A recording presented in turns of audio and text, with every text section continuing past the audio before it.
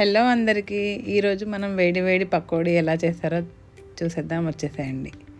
ఇక్కడ నేను ముందుగా 7 ఆనియన్స్ని సన్నగా కట్ చేసుకున్నానండి. అందులో ఒక 4 స్పూన్స్ ఆఫ్ శనగపిండిని కలిపేశాను.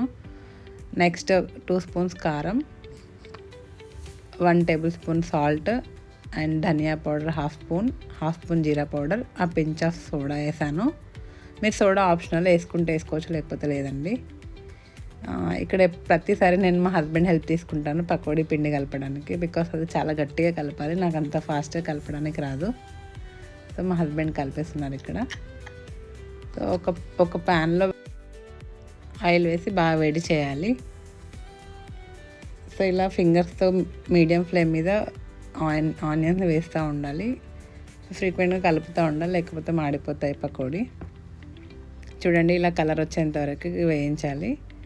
సో ఇలా వచ్చాయండి నాకైతే. ఇలా తీసేసుకొని సర్వ్ చేసుకుంటా, అంతే, వేడి వేడి పకోడీ రెడీ.